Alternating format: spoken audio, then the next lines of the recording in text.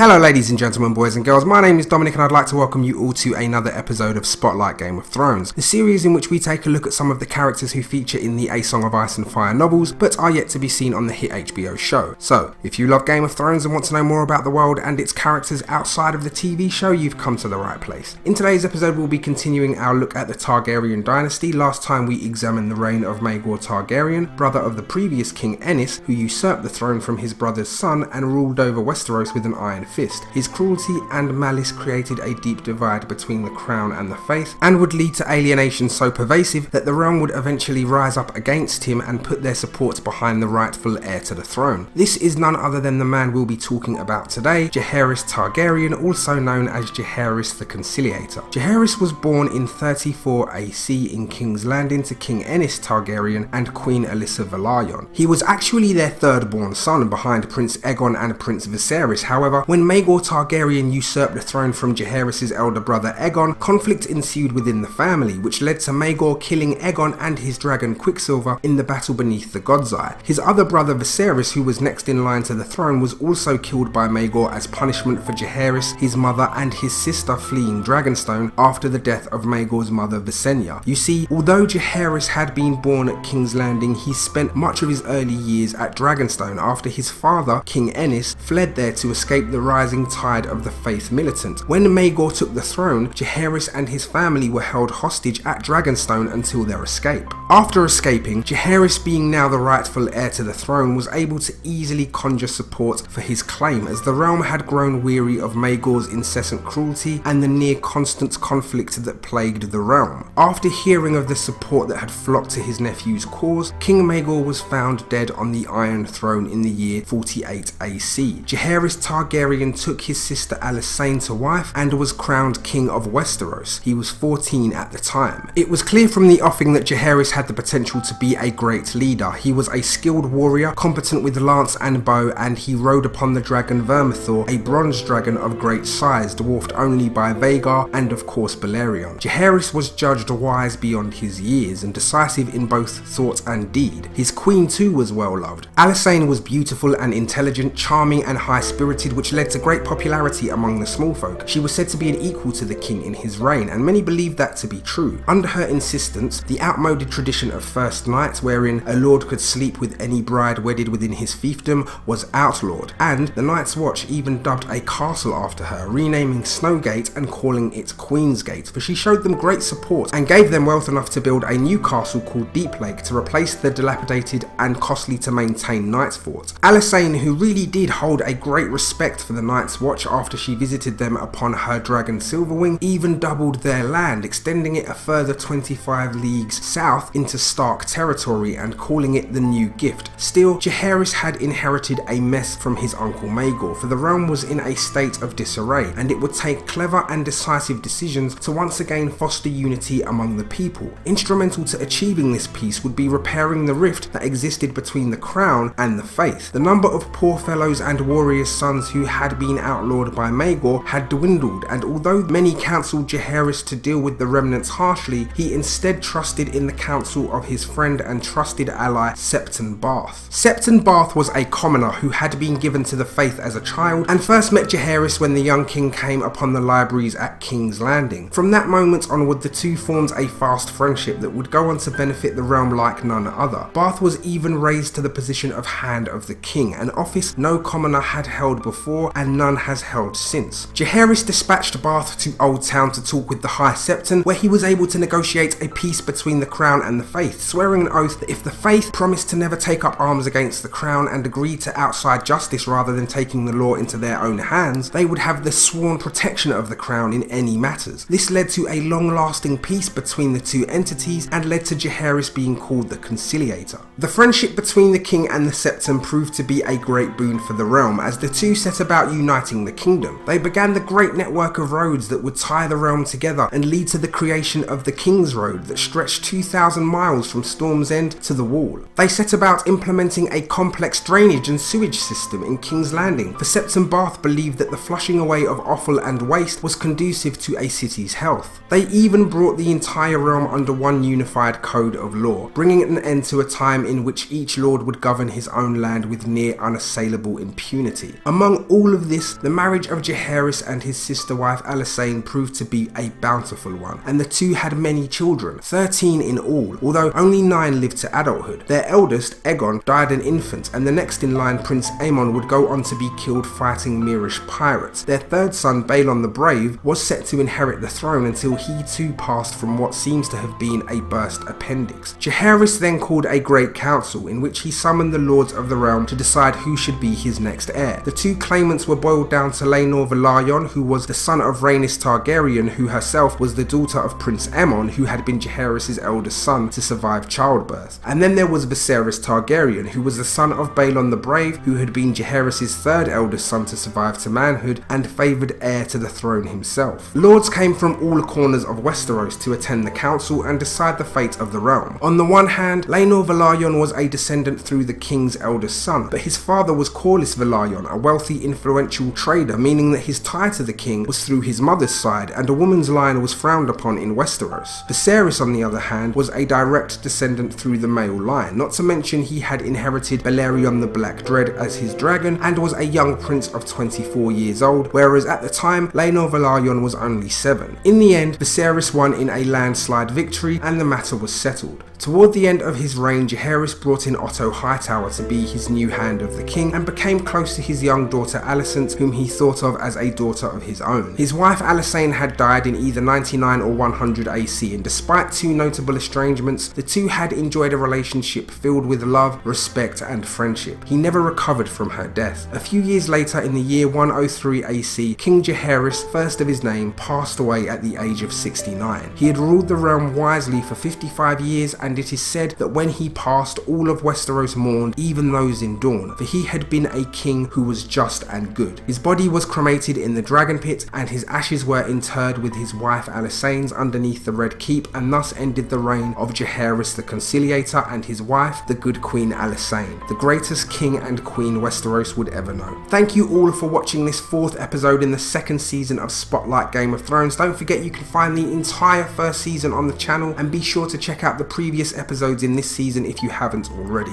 Please hit that like button if you enjoyed the video, as it really helps a brother out, and consider subscribing to my channel for more videos like this. Thanks again, and I'll see you again soon.